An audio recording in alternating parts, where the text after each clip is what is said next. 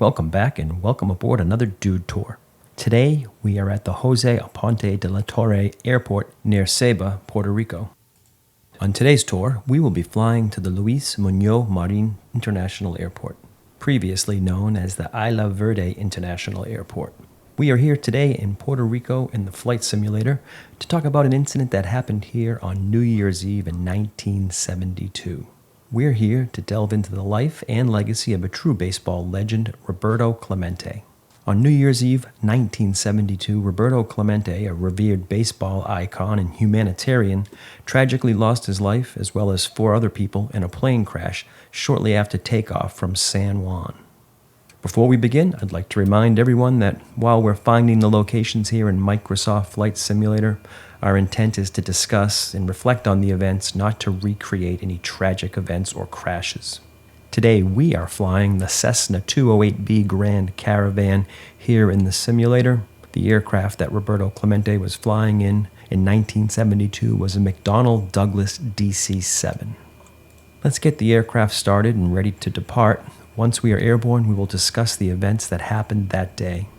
Roberto Clemente stands as one of the most iconic figures in the history of baseball, renowned not just for his exceptional skills on the field, but also for his profound impact on the game. The aircraft is started. Let's get underway. Our flight today will take us along the northern coastline towards San Juan. This airport, the Jose Aponte de la Torre Airport, is a public-use airport owned by the Puerto Rico Ports Authority. The airport opened in November of 2008 on the site of the former Roosevelt Roads Naval Station, or Rosie as it was frequently called, and it replaced the Diego Jimenez Torres Airport. Born on August 18, 1934 in Carolina, Puerto Rico, Roberto's journey to becoming a Major League Baseball legend is a story of talent, perseverance, and humanitarianism. He was more than just a player. He was a trailblazer for Latino athletes in the major leagues and a humanitarian who used his platform to help others. Roberto Clemente's journey to greatness began in his hometown of Carolina. His early years were marked by a passion for baseball that quickly caught the attention of major league scouts. By his late teens, Roberto's remarkable abilities were evident, and in 1954 he was signed by the Brooklyn Dodgers. However, the Dodgers assigned him to their minor league affiliate in Montreal, where he saw limited playing time. In 1955, the Pittsburgh Pirates acquired Roberto, marking the beginning of a storied career that would span 18 years, all with the Pirates. His arrival in Pittsburgh, however, was not without its challenges. Roberto faced significant cultural and linguistic barriers, as none of the sports writers in Pittsburgh spoke Spanish at the time. This language barrier often resulted in the media misquoting him in broken English, a practice that deeply frustrated Roberto. Despite these early challenges, though, Roberto's skills on the field quickly spoke volumes.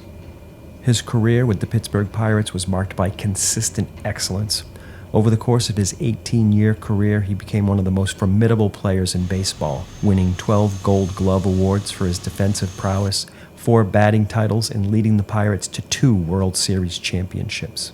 His ability to perform under pressure, coupled with a powerful throwing arm from right field, made him a feared opponent and a beloved player among fans. His achievements were not limited to his defensive skills. He was a formidable hitter, becoming the 11th player in Major League Baseball history to reach 3,000 hits and the first Latino player to achieve this milestone.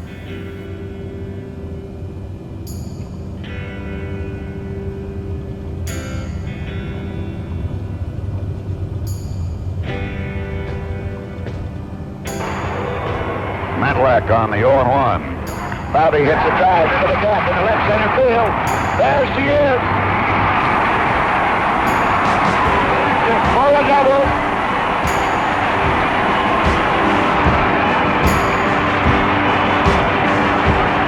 Papers flying, everybody standing. A double for Roberto.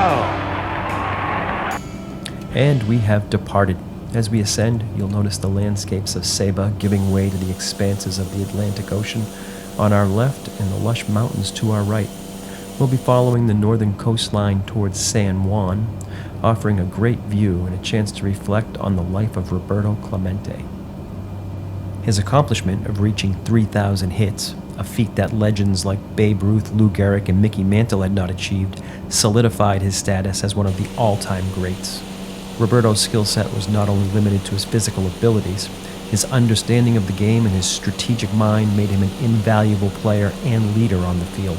He was a pioneer for Latino players in Major League Baseball, paving the way for future generations of Latino athletes. While not the first Latino player in the MLB, Roberto was the first to achieve superstar status, and his success helped to break down barriers and challenges and stereotypes about Latino players.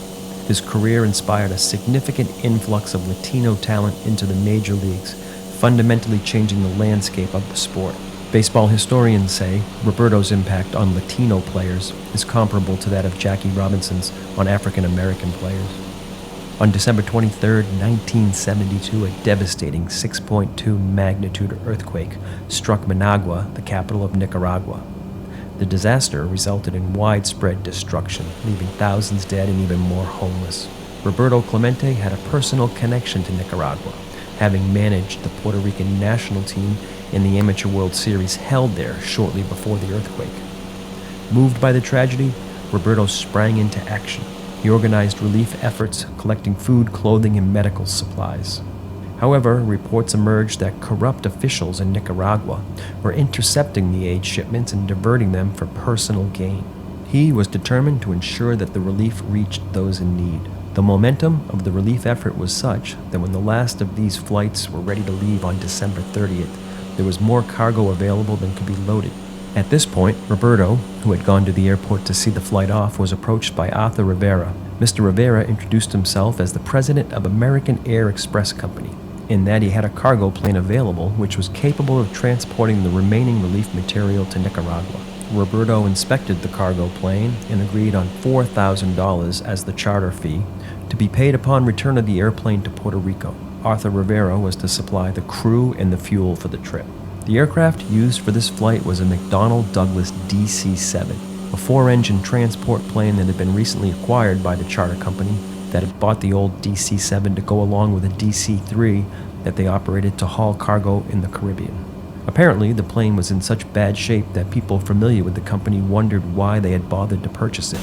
The aircraft was purchased by Mr. Rivera in Miami, Florida on July 12, 1972. It was powered by 4 Wright Model R 3350 engines, each with Hamilton standard hydromatic propellers.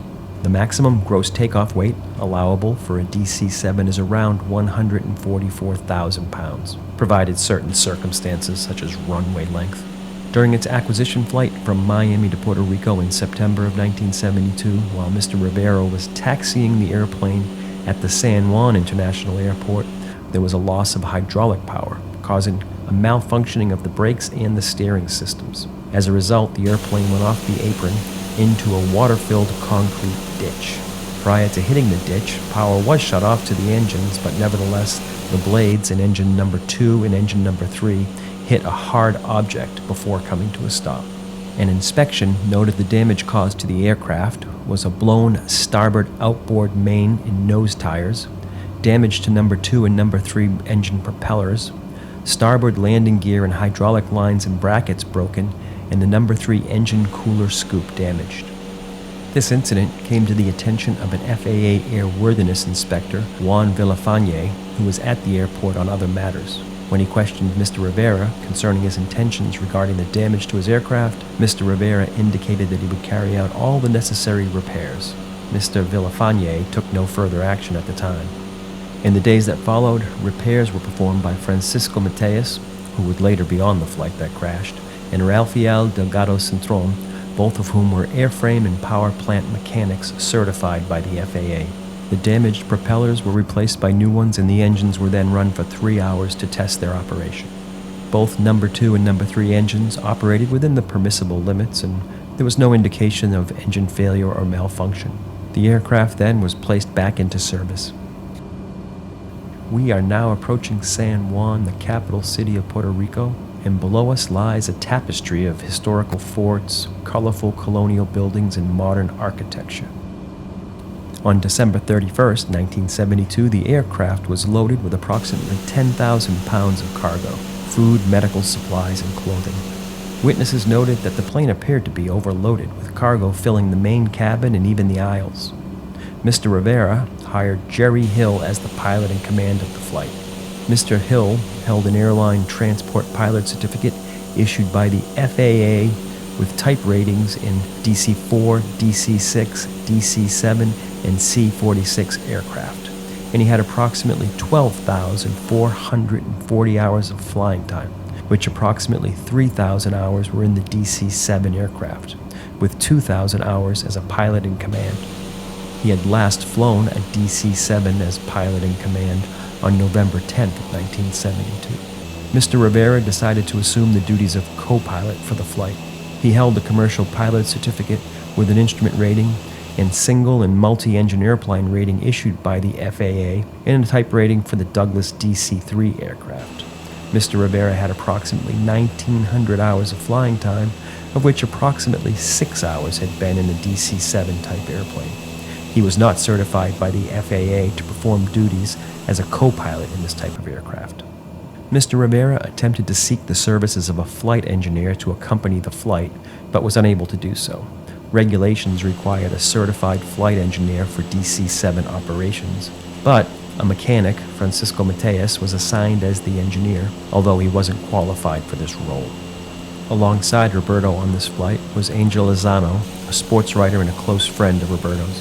The loading was completed on December 31st, and based upon post-accident investigation of a fuel receipt and customs declaration, the gross takeoff weight of the aircraft was approximately 148,943 pounds, or approximately 4,193 pounds in excess of its maximum allowable gross takeoff weight.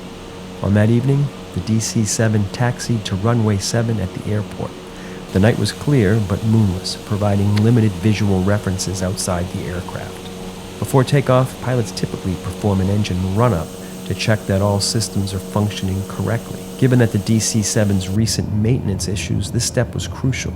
However, there's no evidence that a thorough run-up was completed that night. Witnesses noted that the plane used an unusually long distance to become airborne, indicative of its overloaded state and potential engine performance issues. After lifting off, the aircraft struggled to gain altitude. The overloaded weight and possible engine underperformance contributed to a reduced climb rate. Shortly after takeoff, it's believed that engine number 2 lost power. In multi-engine aircraft, an engine failure during critical phases like takeoff can be catastrophic if they're not managed properly. Jerry Hill, the pilot, attempted to return to the airport. At 9:23 p.m., he radioed the tower, November 500 Alpha Echo coming back around. This was the last communication received. We are now approaching the location where the DC-7 crashed into the ocean here in 1972 on that failed takeoff. The combination of the aircraft's overweight condition and the loss of an engine made maintaining altitude and airspeed extremely difficult. The DC-7 began a left turn, likely as an attempt to circle back to the runway. The plane crashed into the Atlantic Ocean, approximately 1.5 miles offshore. The impact was violent, and the aircraft broke apart upon hitting the water. The immediate response involved the U.S. Coast Guard, local authorities, and volunteers who all initiated a search effort. Despite extensive operations, only the body of Jerry Hill was ever recovered. The National Transportation Safety Board, NTSB, conducted a thorough investigation, concluding that the probable causes were the aircraft was overloaded by at least 4,000 pounds beyond its maximum takeoff weight, and this severely impacted its performance capabilities. The absence of a certified flight engineer and the use of an uncertified co-pilot, all violating federal aviation regulations. They noted that the aircraft's maintenance logs were incomplete. Inspections, especially after the propeller strike and ground incident, were either inadequate or not documented. The DC-7 hadn't flown since arriving in Puerto Rico months earlier. No test flights were conducted after the repairs to ensure its airworthiness. Another plane crash last night. Among 5 persons aboard, Pittsburgh Pirates baseball superstar Roberto Clemente. We will now return to the airport where the aircraft departed that day in 1972, the Luis Muñoz Marine Airport, located in Carolina, Puerto Rico, and is just a few miles east of the vibrant capital city, San Juan. It's set along Puerto Rico's northeastern coast. It originally opened as the Isla Verde International Airport, as it was actually known in 1972, but it was renamed in 1985 in honor of Governor Luis Muñoz Marin, a pivotal figure in Puerto Rico's modern political history. The airport has been central to Puerto Rico's tourism and economic growth, reflecting the island's transformation from a quiet Caribbean destination to a major player in regional and international travel. The funeral for Roberto Clemente was held on January 4th, 1973 at the San Fernando Cemetery in Carolina, Puerto Rico. Thousands of fans, family and friends, and dignitaries from around the world attended to pay their respects. The island went into mourning, with the Puerto Rican government declaring 3 days off for official mourning to honor Clemente's memory. Major League Baseball responded to Roberto's death by waiving the usual waiting period and posthumously electing him into the Baseball Hall of Fame in 1973. He became the first Latin American and Caribbean player to be inducted. His number 21 was retired by the Pittsburgh Pirates, and numerous parks, streets, and schools were named in his honor, cementing his legacy as not only an extraordinary athlete, but as a compassionate humanitarian. Arthur Rivera, who owned American Air Express Leasing Company, operated cargo flights in the Caribbean, including the ill-fated DC-7 flight that crashed with Roberto Clemente on board. The company, managed under Rivera's leadership, faced a series of operational and regulatory issues. The company did not remain in operation long after this crash, and Rivera's reputation for circumventing aviation regulations led to scrutiny in subsequent investigations and lawsuits. We have safely touched down here at the airport, the Luis Muñoz Marin Airport. Following the crash, Roberto Clemente's widow, Vera Zavala Clemente, and other family members of the deceased filed a lawsuit against the United States government, specifically targeting the Federal Aviation Administration, the FAA. They alleged that the FAA had neglected its duty to enforce aviation safety standards by not grounding the damaged DC-7 and failing to ensure it was airworthy before the humanitarian flight. The plaintiffs argued that had the FAA followed its own continuous surveillance guidelines, it would have prevented the flight and informed Clemente of the aircraft's unsafe conditions. The initial court ruling found some negligence on the part of the FAA, noting that the proper inspections could have prevented the crash. However, on appeal, the United States government argued that the FAA was not legally obligated to inspect all private flights for safety and was not directly liable for the incident. Ultimately, the appellate court overturned the initial negligence finding, determining that the FAA did not bear a legal duty to warn the flight's passengers.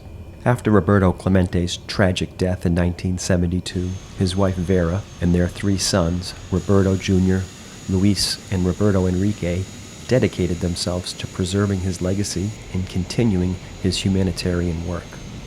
Vera, in particular, became a prominent figure working with the Roberto Clemente Foundation, which promotes community service, disaster relief, and education, especially in Puerto Rico. She remained an active figure in the MLB and Puerto Rican affairs until her passing in 2019. Roberto Clemente's sons grew up actively involved in honoring their father's legacy. Roberto Clemente Jr. has been a significant advocate for humanitarian causes and also pursued a career in sports media and commentary, often speaking about his father's impact on baseball and the Latino community. The Clemente family collectively oversees the foundation's work and supports projects such as youth sports programs, educational initiatives, and disaster relief, much in the spirit of Roberto Clemente's mission of serving others. Thanks for joining us on this trip, not just through the skies of Puerto Rico, but through the inspiring and poignant chapters of Roberto Clemente's life. I hope this tour has given you a deeper understanding of Roberto Clemente's legacy and the events surrounding his final flight. Hope to see you on the next tour.